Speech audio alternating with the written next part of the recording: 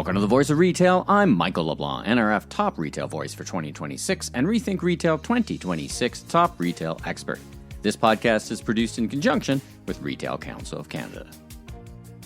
This week, I'm joined by Matthew Merrilees, CEO of North America at Global E, with a special guest host, Jim Okamura, my partner from the Global eCommerce Leaders Forum.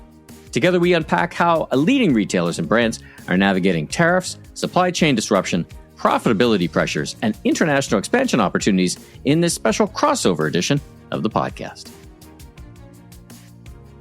Matthew, welcome to the Voice of Retail podcast. It's a special edition, a special guest co-host, a crossover episode with the Global e-commerce Leaders Forum. That's a whole lot. How are you today?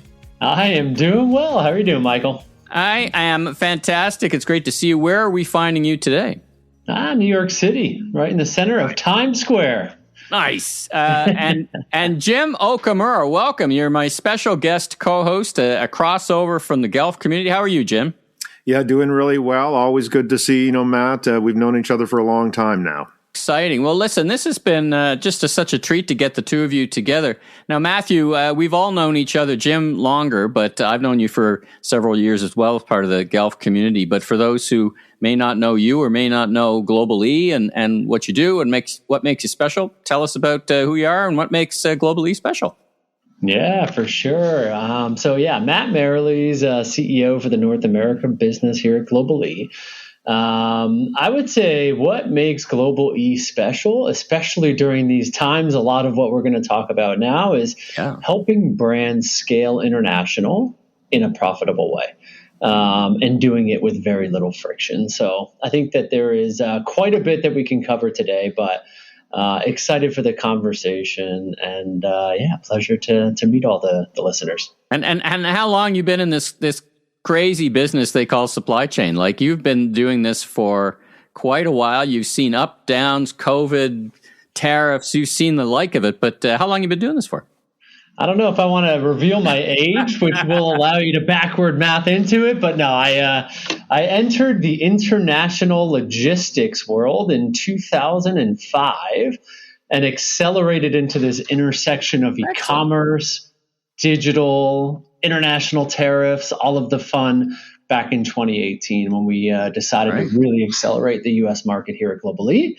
Started with three of us here in a WeWork and have expanded ever since. So fantastic. It's been a ride. Well, I would say, starting a job at 14, you're a young fella. So Great math. You must be using AI. Exactly. So, Matt, let's jump right into let's say, turbulent times. We see in global trade. The past 18 months certainly have been, I think, challenging, and the uncertainty hanging over so many brands that we talk to. But just for context, when we think of is this really peak supply chain disruption? Is it worse or better? The same perhaps as during the COVID era. How do you kind of see what we've been through and what we're still really going through today? Yeah, no, it's a good question. I mean, I think when I look at the overall volatility and the disruption of the market, I would say it is more stable than the peak COVID years. I think disruption, and one of the things that I continue to hear as I interact with some of the largest global brands in the world, is that I would say disruption has become a bit more structural rather than temporary. And when you think about volatility and what these brands are facing, it's become a strategy and more of a norm, and how to become a bit more agile, I would say, in these ever so changing times. And that agility, as we know, is super, critical these days. And I think, that's what we've, been hearing, from others in terms of the importance of scenario planning. For example, I think more brands are almost prepared for these kinds of, disruption. Do you find, that as well, that there's, as we've been saying a lot lately, the supply chain and logistics has a seat at the strategy table these days that perhaps they didn't, say a decade ago? Absolutely. I would say when you think about a lot of the changes that have been happening as of late, many of them tariff related, has made and forced, let's just say, brands, even back to the COVID time, had them build new muscles that they didn't even know existed, but to really sustain and be successful through these times. And when you think about operations, you think about manufacturing, you think about the entire global supply chain, it has gotten a much bigger spotlight than it ever has in the past, especially in the world of global e-commerce. So not to say that it wasn't an important key pillar of brands, but I think with everything happening, it's just gotten a lot more emphasis, a lot more investment, rightfully so.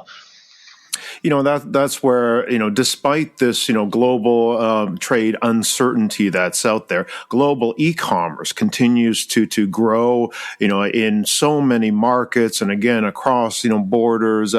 How do you kind of characterize, the current environment? And let's say more specifically for a brand that's, ready to, they may have, some, international capabilities today, but they're ready to scale, that business, to the next level. How do you kind of explain, what's going on and what they need to be, watching out for, but where there's big opportunity as well?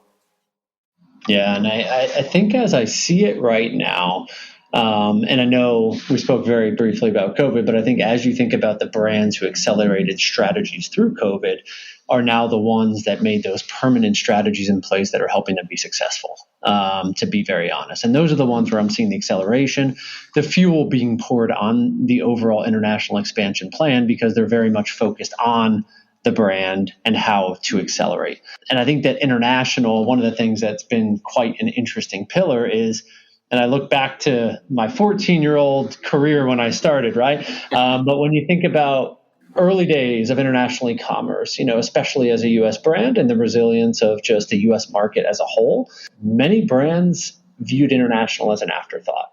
And I think one of the emphasis now is international is a key pillar for every single brand that we speak to about how do I expand it? But it's not just about how do I expand it and grow. It's about how do I do it responsibly, profitably. The days of growing top line without bottom line following are days of the past as we see it. So really, when I look to answer your question specifically, brands are looking at key opportunities where they can really drive wind in their sail from an international expansion and an overall revenue perspective.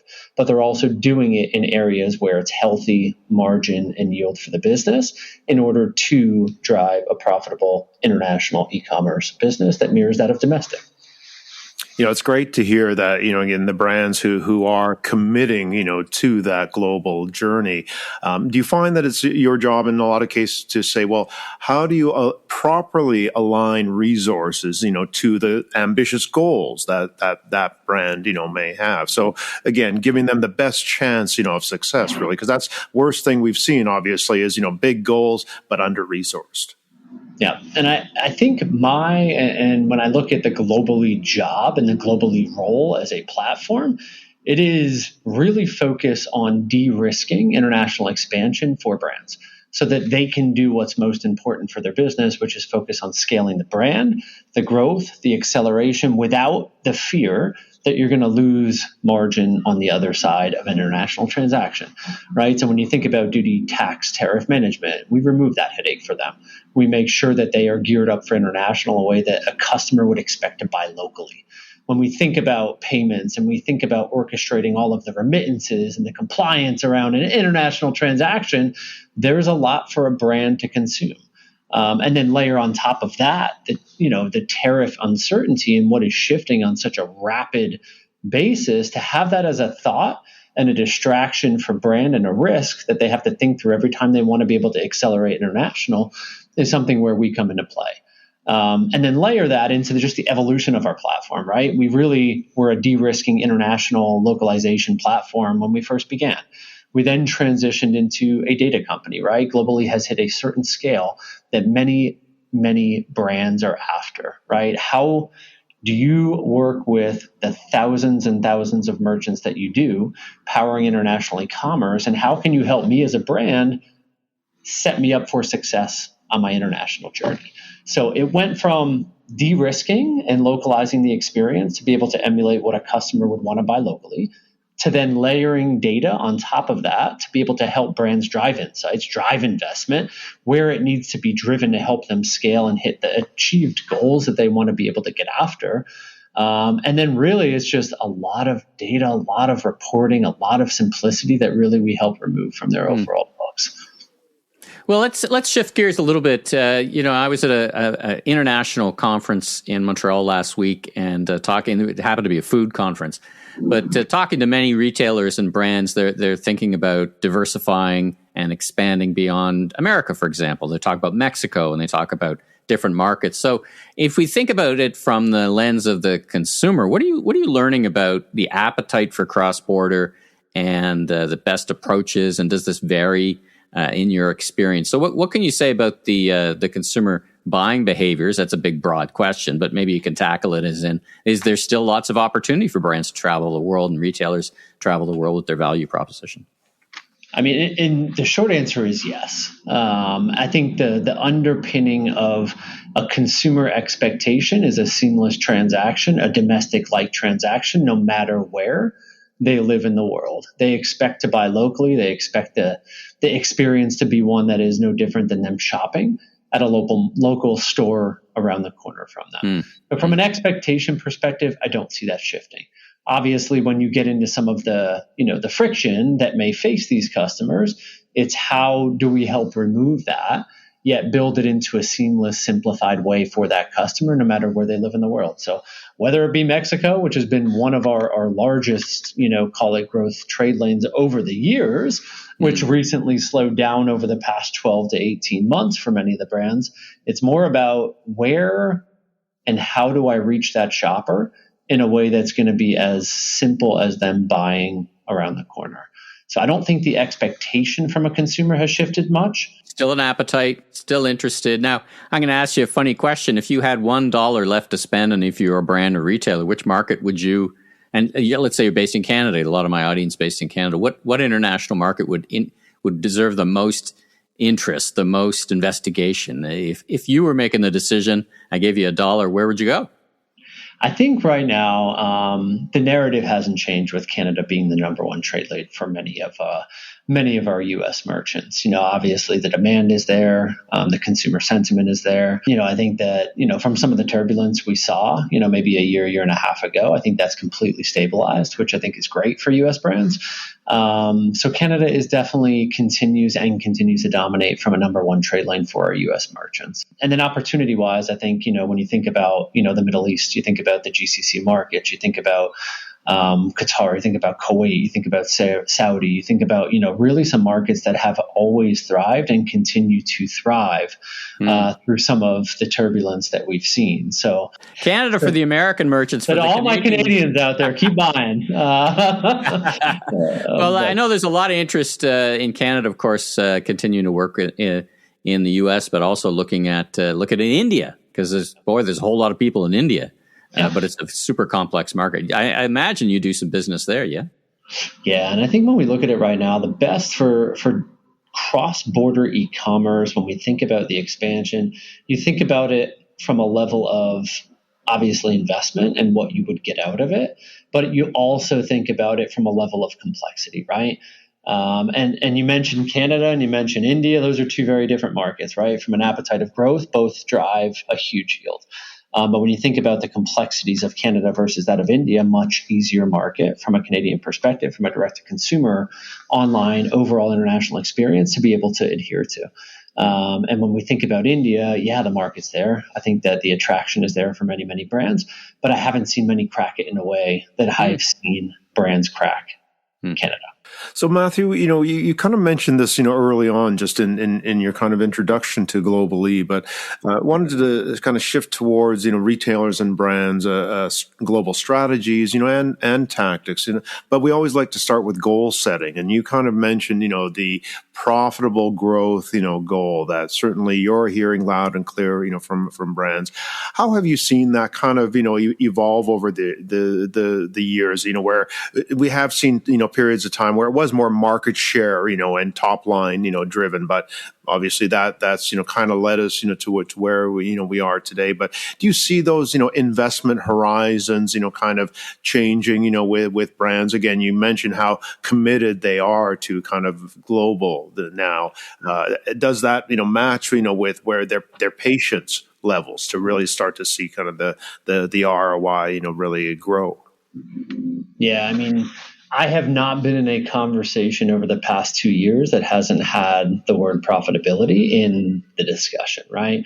So to the earlier point when Michael mentioned supply chain, logistics, creative solutions, around that world has become a key focus, right? And that's from the point where you manufacture, whether you be China dependent or not. Many have moved and shifted away from that China strategy prior to even all of the uncertainty that's hit. So I think many were on their way before that, but it starts with where that order is manufactured. It then layers into, hey, when I bring a good into a market like the US, there's a duty paid on that overall product, right? Brands are now saying, when I re-export those, how do I get that money back? That leads to IEEPA and the reclaims and all of the fun that's happened in the US. But long story short, the ability to reclaim duty has become a forefront, has become a discussion in every conversation I have with brands, because they are looking at every single opportunity in how to accelerate profitability with an international transaction, whether it be in their own four walls or whether it be arenas where I can help remove friction and do that for them. So duty drawback, a big piece, logistics and supply chain, just as much of a focus right now. And then all the localization conversion things that we're doing obviously continue to become a strategy. Though you've just listed off, probably I think the biggest profitability drivers, right, that we're seeing out there. All the above, really are kind of contributing to that, bottom line. Absolutely. I mean, even when you think about Europe, right? I know everything happening in Europe. July is looming. Some markets within the EU have already started assessing advancement fees that brands didn't expect. These are the arenas where, yes, I can de-risk, but then there's a real cost to a consumer, right? And then the question becomes, well, how can I serve that international order as if it's one that's already landed in the market? And that's where brands are starting to really think creatively of, okay, it's not so much around the manufacturing, which I've now solved for. It's not so much around the duty and tax reclaim programs, which I've solved for. It's now, do I forward position inventory in a market for my fast lane sellers? Do I try to transact in a way that allows me to leverage my entity footprint on a global basis at less than retail? There's a lot of strategies right now globally that are happening with brands to figure out how can I serve that customer in the EU more efficiently and more profitably, even with the changes that are looming ahead. Are you seeing a lot of that kind of buffer inventory, that build up, in certain markets? Again, are the balance sheets, like able to kind of absorb, that type of, capital investment? I mean, yes. I think when I look at it right now, and the brand, we support brands of all different shapes and sizes, right? So it's difficult for me to compare a brand that, is call it a mid-market brand versus a global brand with inventory all over the world. But when you think about the core strategy, even when I think about profitability and you think about it from a digital and a technical landscape, brands are trying to figure out, how do I decouple the multi-site strategy that I've built out over the years? How do I serve the world from a single technical website, yet still have localized experiences, translations, different themes for shoppers in all of these international locales, so that I don't build up tech debt as part of this overall strategy, right? And then once you have that single site strategy, which is where I'm seeing many of the brands head, even those legacy global brands, of which I will not name, that had 200 plus websites, they're trying to figure out, how do I get back to one? And how do I not impact the local experience of what these shoppers are used to with me having built out a local website strategy market by market over the years? And then once you have that infrastructure in place, brands are saying, okay, I have inventory positioned all over the world. If I have a shopping cart, I don't care where that inventory fulfills from, but it needs to be what is going to be most optimal and most profitable for that international transaction, whether it leverages one market or whether it leverages two markets from a fulfillment perspective. So all that complexity is where we insulate the brands from thinking about any of it. And that's those conversations that are just becoming much more strategic. Then we have a bunch of tools that will allow you to sell internationally. It's a much bigger game than that now. We've been talking about brands moving around the world, but what's your advice and what's your experience? As you've been saying, the variety of different ways you can go to market, whether it's marketplace, franchise stores, owned stores. We've seen all kinds of permutations. But today, for those brands looking to, let's say they get that simplified website, beyond that, What's your advice for those who want to maintain brand integrity and some of their best foot forwards? Yeah, I mean, implement globally tomorrow. No, All right, thanks for joining us. You, John, and everything else is great, right? Yeah. No, I think part of it. Good partners, like really good partners, right? Who are experienced in doing this is I think a big jumping off platform for anybody that wants to go international. You don't have to do it alone. In other words, right? Yeah. No, completely joking, but when I look at the overall strategy for the brands, it's very much built on digital, right? The ones that are accelerating, the ones that are thriving, the ones, that really are, I would say, creating a new category for themselves when it comes to just growth and acceleration of that new brand presence are the ones that are built on digital. I see it, even from the days when COVID forced that issue, but fast forward to where we are now, those are the brands that are built for the changes that we've got and the ones that are able to maneuver and stay ahead of where everyone is. But then to your point, layer in, smarter inventory allocation, right? Yep. That conversation is a thought for all. How they all, get there might vary based off of size and dimension of the brand, but inventory allocation is a big one, right? And then you think about carrier diversification. One of the things that we obviously do is we partner with many different logistics providers, and logistics has become a key pillar to help brands serve international in an efficient way. You never know when a carrier is going to go on strike. You never know when you're going to have that ability to maneuver, and it's just become table stakes for brands to be able to keep that international business running in a way that it does. And then from a profitability perspective, the duty optimization, the pricing strategies, these are ones that just aren't shifting. If anything, are becoming more complex as the brands look to scale, not just their digital storefront, but then their in-market distribution and or wholesale agreements to help from a brand presence perspective. So it's become the core. Well, I love your framework of table stakes, because I often think of table stakes and differentiators. So, there's a bunch of things you need to do, and what in your experience has been separating those who are really mastering this? What are the couple of tips for them, and how do you, what do you see when these brands are really doing a great job balancing these many, many, many goals, and they're differentiating with the following kind of three things or two things? What would those things be that will really make you stand apart and drive success and as you say, right from the top, profitability in international markets? Yeah, I think, when I look at the portfolio and see those that are thriving, the ones that seem to be, I would say, lapping the others are the ones that take risks. The ones that are unafraid to really begin selling to the world, the ones that are unafraid of, having the adaptability and the ability to pivot and become agile and change. So I think when you think about the brands that are doing that today, those are, and I go back to it, the ones that think digital first. Okay. I continue to see it. And when I think digital first and I think focus on the brand and being unique as a brand, these are the ones that I see flying right now and accelerating and being successful. And then layer in all the fundamental and I would call it unsexy things that never were top of mind, like we spoke about logistics, duty, tariffs, but having the foundation for a profitable business is key. If I'm competing in a value segment and you've probably got two competitors that literally didn't exist 5 years ago, Temu and Shein, and they're pretty powerful competitors globally. What's your advice? Is it a proof of concept model to make sure you can succeed in that market? Not everybody, of course, is playing in that same space, but if you're anywhere connected to a value or a substitution, affordability, a big issue around the world, what's your advice there? This is always one that the brands who do it well stand out. And I think it goes back to my previous comment about being unique and creating a brand, right? And certainly that's not what I'm doing at Globally. I'm more helping the other things that we've spoken about. But when I look at the brands that are truly differentiating, it's not so much about the price.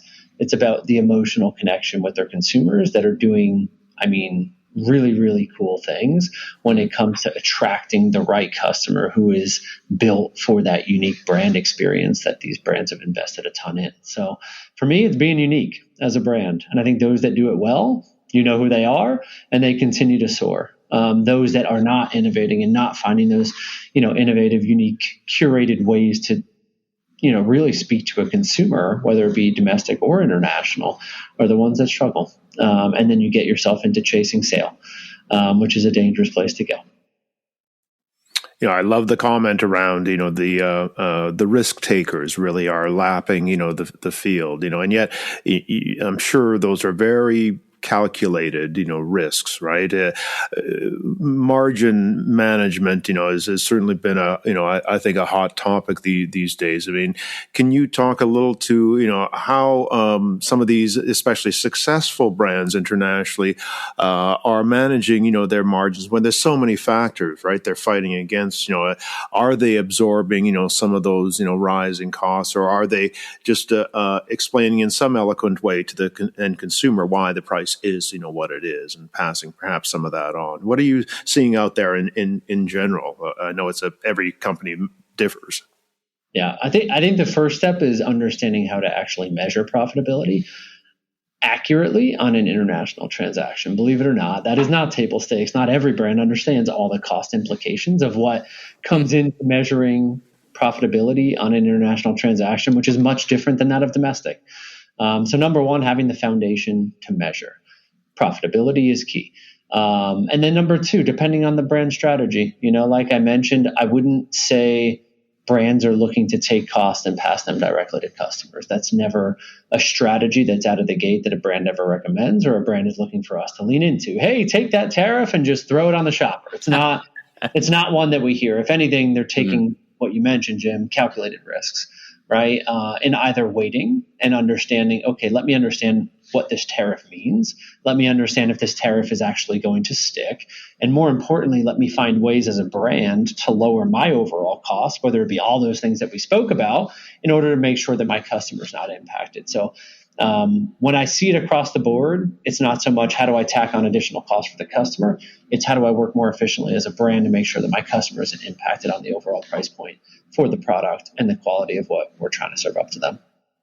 It's where we've been having a lot of conversation around global pricing architecture, and I think even more so relevant, in a AI crawler-driven, world, that transparency of what that same product, might cost in one market, versus another.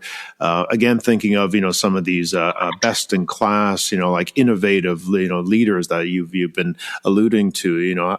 How do they really approach, global pricing? Are they really taking a global, perspective on it, or do they really react to specific market conditions in a country or region?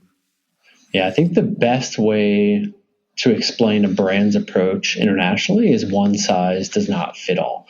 And when I look at what brands are looking at, there's no way that they can sell this jacket worldwide for the same price point, the same experience, the same strategy, country by country, because it varies greatly.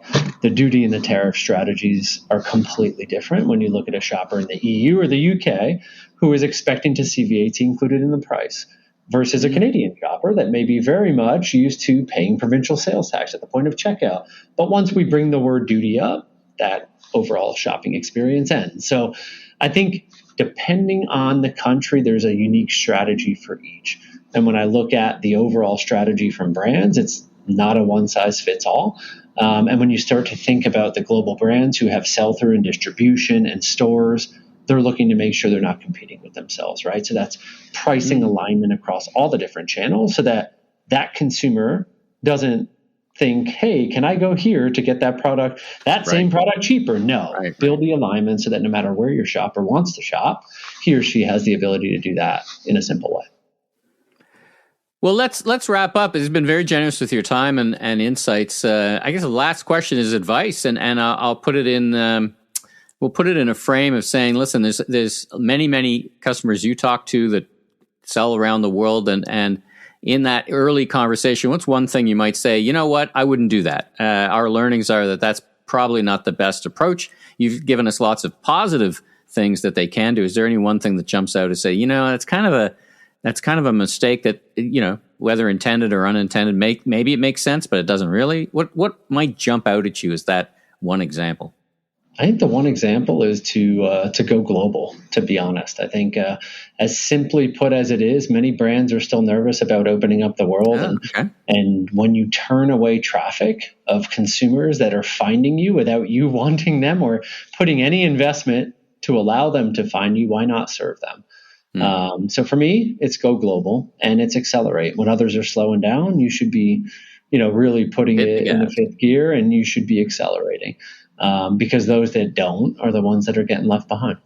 Well, as my partner Steve Dennis often says, it's sometimes now, particularly thinking about risk, it's more risky now not to take risks, so to speak, than it is to take the risk. The higher risk is waiting for the disruption to hit you. Well, listen, Matthew, this has been such a great conversation. Thanks so much for joining Jim and I, my special co-host. Jim, thanks for joining me on the mic as well for this special episode. Matthew, if people want to get in touch, whether they're in Canada or wherever they're listening to, are you a LinkedIn guy? What's the best way to get in touch and tap into Global E's expertise? I would say visit our website, global-e.com, and talk with an international expert, and we'll serve you instantly. Excellent. And thank you very much, Michael. Appreciate the time as always. Thanks, Jim. Thank you.